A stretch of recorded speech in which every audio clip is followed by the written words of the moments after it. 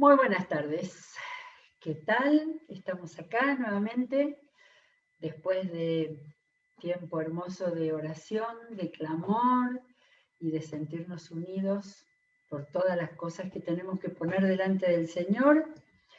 Y acá abrimos la Biblia y venimos del día de ayer en el cual estuvimos hablando bastante de siguiendo la enseñanza bíblica en el Nuevo Testamento acerca de pedir.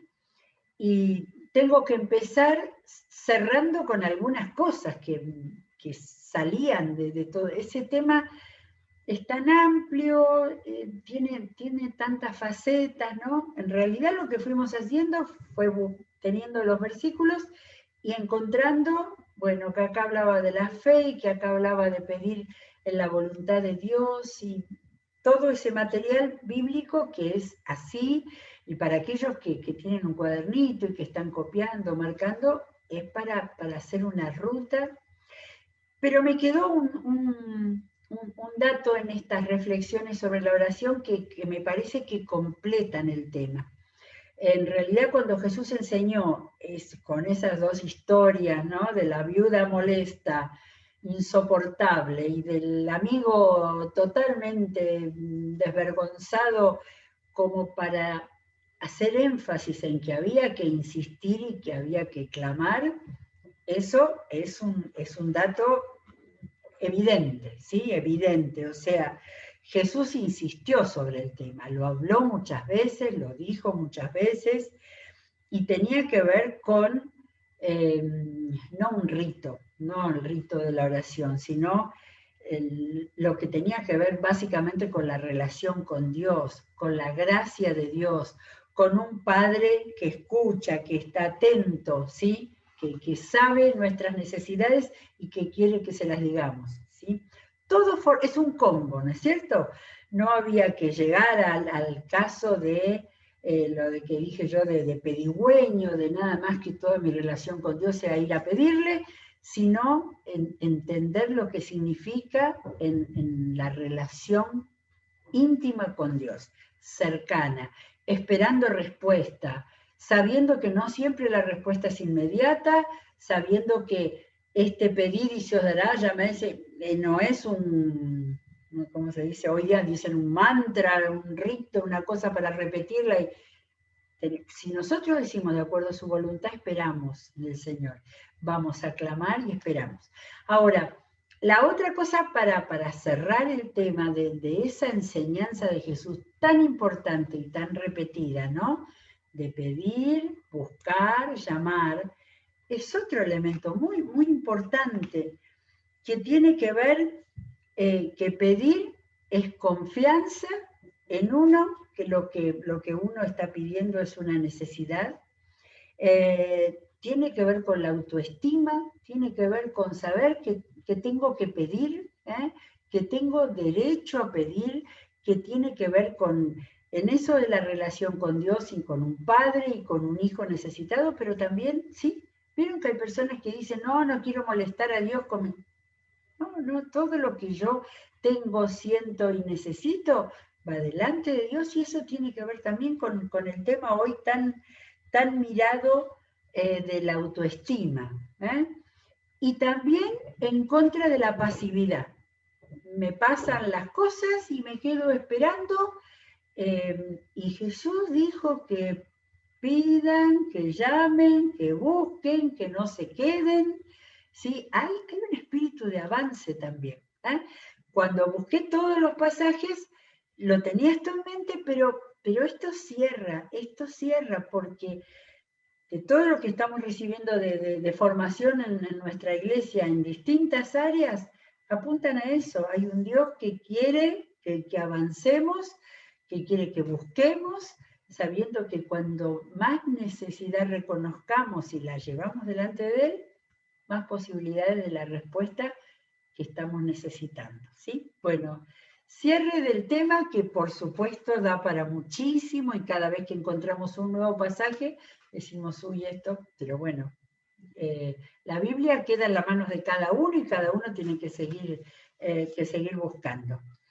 Me vino a la mente, vamos a seguir con un libro, vamos a leer un libro, que hace mucho que no leemos un libro entero, y me apareció Gálatas, ¿sí? Carta a los Gálatas. Esta es mi opinión. La carta a los Gálatas no es una de las que tiene mayor rating, por decirlo así. Es una carta compleja, es una carta donde hay un apóstol Pablo bravo, confrontativo, hay algunas cosas ahí media feas de lo que él enfrenta y lo tenemos acá y gracias a Dios porque lo tenemos. Es una carta muy doctrinal, de esas como Romanos, que tiene mucho, mucho, pero tiene también algunos de los versículos más maravillosos del Nuevo Testamento, nos abre algunas ventanas más claras y más grandes de nuestra vida con el Señor, de manera que Gálatas es valiosísimo, es uno de los primeros, de las primeras cartas, porque hemos leído las de Corintios, que eran en el año 55, y esta, bueno, hay dos teorías, las dos teorías de a qué iglesias de Galacia, ya lo vamos a ver Galacia, si era la zona norte, si era la zona sur.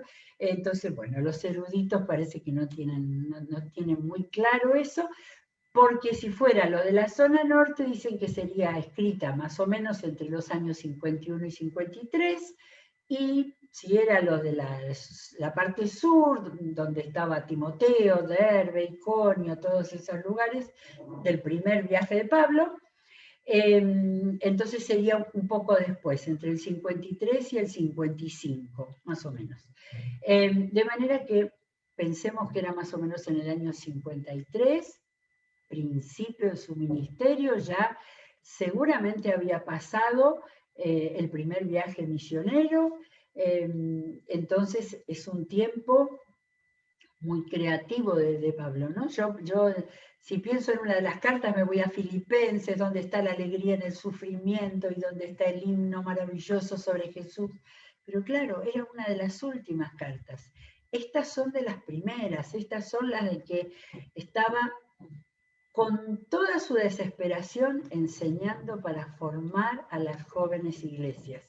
Y sobre todo a las iglesias que no eran del mundo judío, que estaban bien lejos del mundo judío. De manera que estamos acá y vamos a empezar a leer un poquito del comienzo y ya vamos a ver qué comienzo diferente a todos los demás. Yo me voy a subir acá la Biblia un poco para que no tenga que bajar tanto la cabeza y vamos a ver las características que tiene. Y sobre todo, una de las cosas que es tan interesante esta carta, porque vamos a ver y aprender muchas cosas del apóstol Pablo que no estaban dichas en ningún otro lado y no estaban en el libro de los Hechos de los Apóstoles. De manera que es una bendición tener algunos de los elementos de la vida del apóstol. Y además, el hecho de que todo lo personal es tan importante. Esto no es un tratado de doctrina, este es un pastor misionero que está enseñando a la gente de las iglesias que se van formando en una zona muy lejana de Jerusalén y que él tiene que ayudarles a crecer y a entender y también a enfrentar todas las cosas que empezaban a torcer la doctrina cristiana. Bueno, leo los dos primeros versículos y después le pido a Darío el mapa porque tenemos que ubicarnos. Fíjense cómo se presenta. Pablo, apóstol, ¿sí? Apóstol. Él no era de los 12 apóstoles, sin embargo, después del llamado de Jesús, que ya lo vamos a ver, él sabía que había sido nombrado apóstol y apóstol misionero. Pablo, apóstol, no por investidura ni mediación humanas. ¿Está? Siempre él está pisando fuerte y marcando quién era. Este sí que tenía la autoestima, pero excelente, ¿no? Les marca a ellos. No me nombró nadie, no me nombró el concilio de Jerusalén, nadie. sino por Jesucristo y por Dios Padre, que lo levantó entre los muertos. Enseñanza, no dice por Jesucristo y Dios Padre, sino Dios Padre que lo levantó entre los muertos. De manera que acá está hablando de su llamado y está hablando de que Él está por voluntad de Jesucristo resucitado. Todo eso dice el versículo 1 y todos los hermanos que están conmigo, que acá por lo menos no lo dice. Cuando terminemos la carta veremos quiénes están con Él. A las iglesias de Galacia.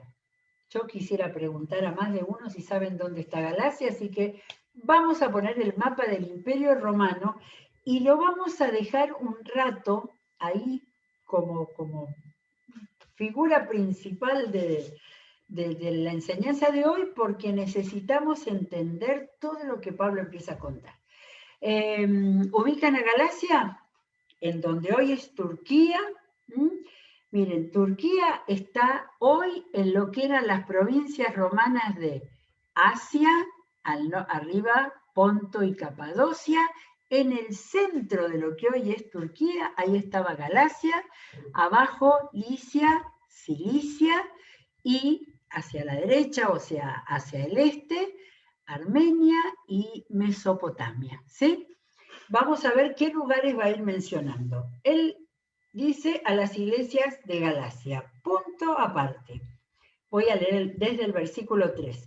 Que Dios nuestro Padre y el Señor Jesucristo les concedan gracia y paz.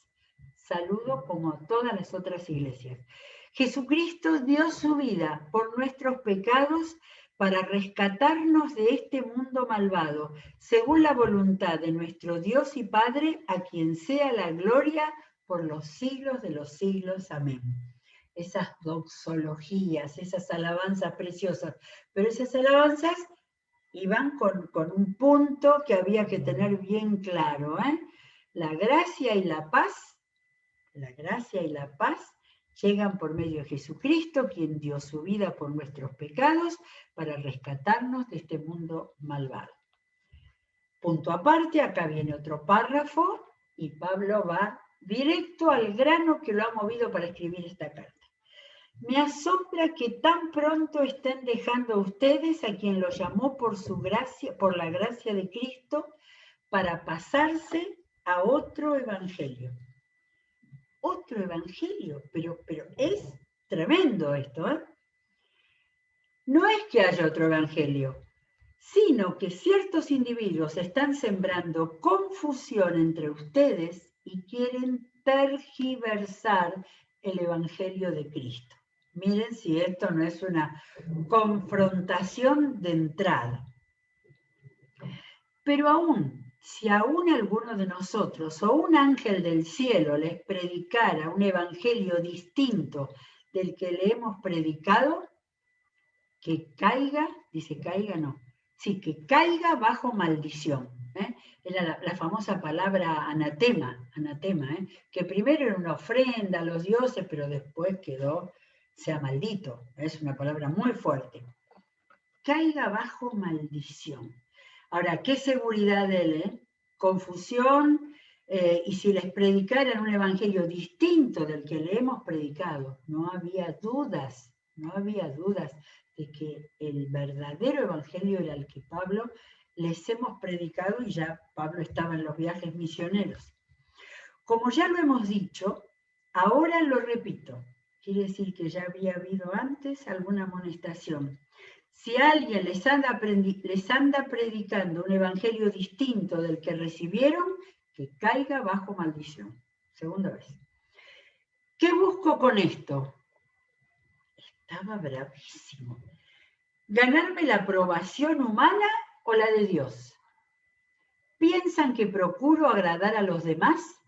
Si yo buscara agradar a los demás, no sería siervo de Cristo. Impresionante. Yo la voy a marcar en mi Biblia. Primera afirmación. Pablo es un siervo de Cristo que está para agradarle. Maravilloso. Sigue. Quiero que sepan, hermanos, que el evangelio que yo predico no es invención humana. Retoma el saludo del comienzo. No lo recibí ni lo aprendí de ningún ser humano, sino que me llegó por revelación de Jesucristo. ¿Sí? Vamos a después abrir un momento el capítulo 9 del libro de los Hechos de los Apóstoles, donde cuenta cómo Pablo cayó al piso bajo el influjo de la palabra de Jesús. Ustedes ya están enterados de mi conducta cuando pertenecía al judaísmo, de la furia con que perseguía a la iglesia de Dios tratando de destruirla. En la práctica del judaísmo yo aventajaba a muchos de mis contemporáneos en mi celo exagerado por las tradiciones de mis antepasados. Sin embargo, Dios me había apartado desde el vientre de mi madre y me llamó por su gracia. Esto me hace a la palabra que más escuchamos en la iglesia en este tiempo, propósito. Cuando él recibió a Jesucristo, él entendió el propósito de Dios con él. Y me llamó por su gracia. Cuando él tuvo a bien, él lo dejó primero hacer de todo, revelarme a su Hijo para que yo lo predicara entre los gentiles, no consulté con nadie. Esa es la religión. Y ahí me acordé de Hechos 9, cuando al temeroso Ananías, a quien Dios le manda que le vaya a hablar y a predicar el Evangelio al terrible perseguidor, ¿qué le dijo Dios a Ananías? Dios le dijo, ve, porque ese hombre es mi instrumento escogido para dar a conocer mi nombre tanto a las naciones y a sus reyes como al pueblo de Israel. Yo le mostraré cuánto tendrá que padecer por mi nombre. La primera vez que descubrí en este mandato del Señor, primero dice, conocer mi nombre tanto a las naciones y a sus reyes como al pueblo de Israel. Ahora vamos a ver, el propósito de Dios es que él fuera el misionero que Pablo fue. Bueno, seguimos, porque ahora viene el recorrido que yo quería que estuviera en el mapa para que lo viéramos. Cuando entonces él tuvo a bien revelarme a su hijo para que yo lo predicara. Acá no está contando de nuevo que su hijo se la reveló. El padre era el que quiso revelarle para que él predicara entre los gentiles. Y dice, no consulté a nadie. Está hablando de que fue directo con el Señor. Tampoco subí a Jerusalén para ver a los que eran apóstoles antes que yo, sino que fui de inmediato a Arabia. Arabia, ubicamos Arabia del color rosa de este mapa, tenemos en el sur ahí, cerquita de Egipto, donde está Arabia, fuera de toda la parte blanca que allí es el gran desierto de Arabia, pero donde evidentemente había habitantes y pueblos, era en ese pequeño lugar cercano al mar Mediterráneo. Se cree que Pablo estuvo, arriba de donde está la palabra Arabia, hay un espacio que no es Judea, que no es la provincia de Judea, que era el imperio, o el pueblo nabateo. En el libro que hay en mi Biblia, en el mapa de mi Biblia dice de los nabateos. Evidentemente, allí dice Pablo, único lugar en la Biblia donde dice, fui de inmediato a Arabia, desde donde luego regresé a Damasco. ¿Ubicamos a Damasco? No está la ciudad, pero está arriba de la provincia de Judea, está la provincia de Siria, cuya capital era Damasco. Como el mapa es chico, acá no están las capitales. A Damasco es donde él iba cuando iba a perseguir a los cristianos. De manera que yo pensé, debía tener un departamentito, un lugar donde estar ahí en Damasco. Después de ese tiempo, entonces, en Arabia, ¿qué fue? Ese debe haber sido un tiempo de recibir ministración de parte del Señor en el lugar más alejado de todo lo conocido para él.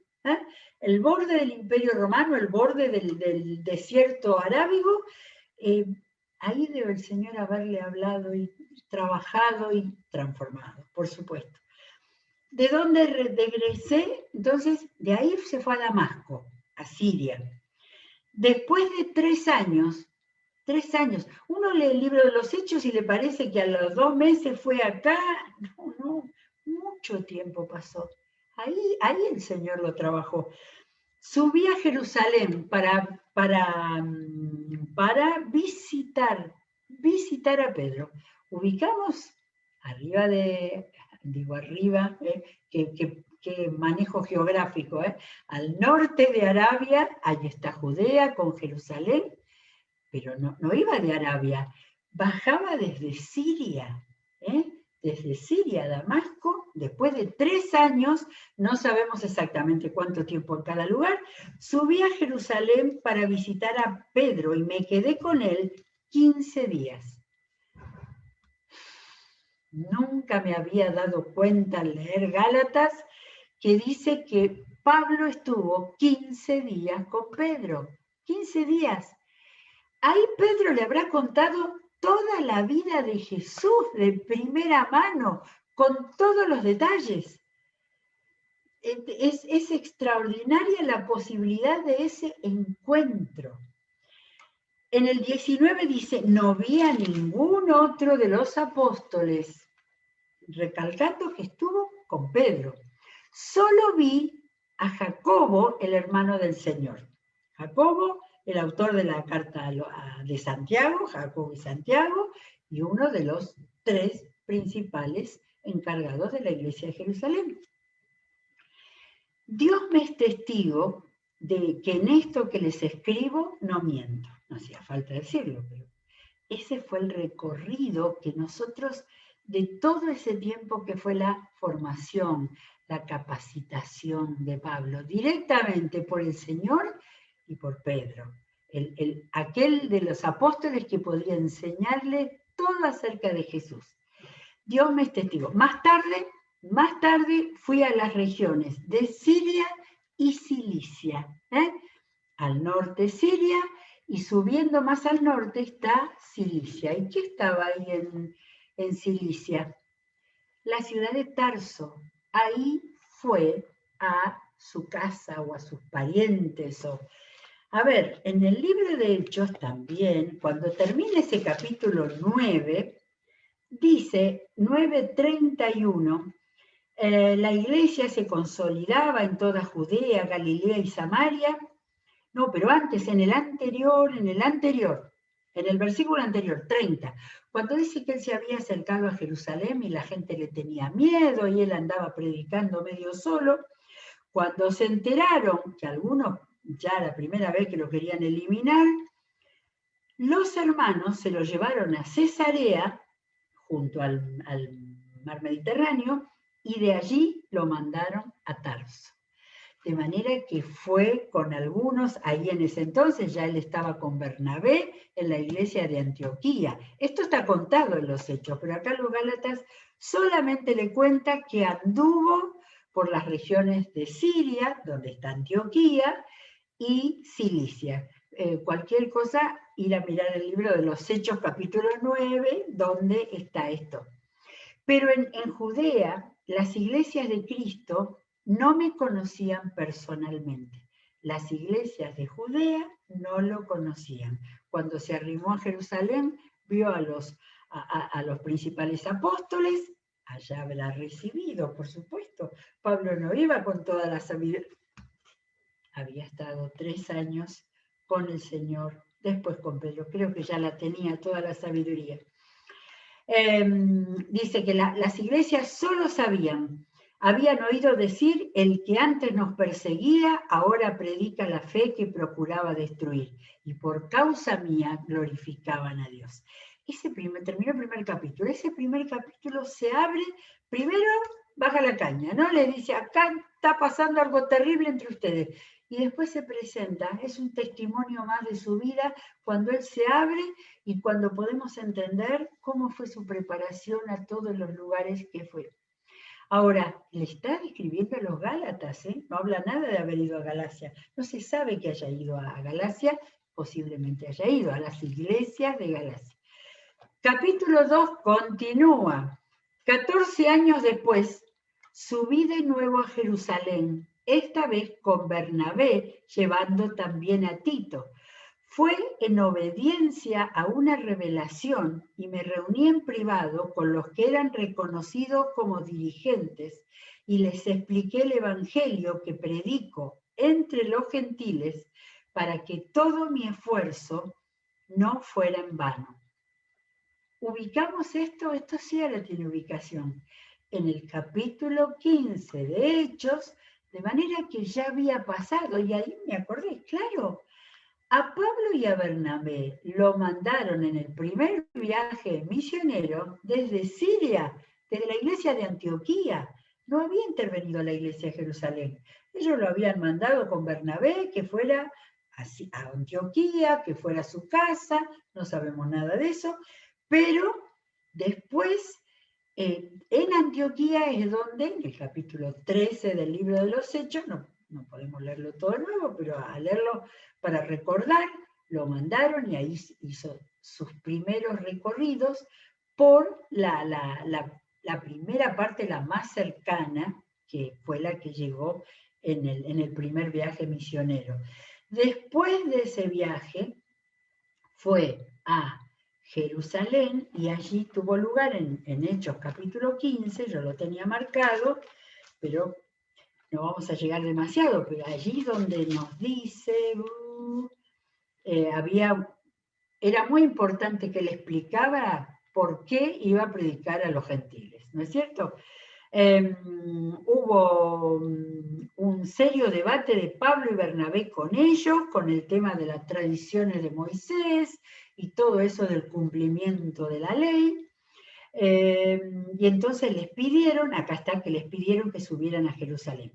Enviados por la iglesia al pasar por Fenicia y Samaria, bajando hacia Jerusalén, contaron cómo se habían convertido los gentiles. Estas noticias llegaron de alegría a todos los creyentes. Al llegar a Jerusalén fueron muy bien recibidos, tanto por la iglesia como por los apóstoles y los ancianos a quienes informaron de todo lo que Dios había hecho por medio de ellos. Esto lo tiene uno en un capítulo detrás del otro, pero pasó mucho tiempo y en todo ese tiempo Pablo ya se había transformado en un predicador, en un misionero, y junto con Bernabé habían hecho el primer viaje misionero. Bueno, ahora vuelve al tema del problema que estaba ahí con los judaizantes, con los judíos judaizantes. Dice, ahora bien, ni siquiera Tito, que me acompañaba, estoy en el versículo 3 del capítulo 2, fue obligado a circuncidarse, aunque era griego. No le hicieron cumplir una ley judía.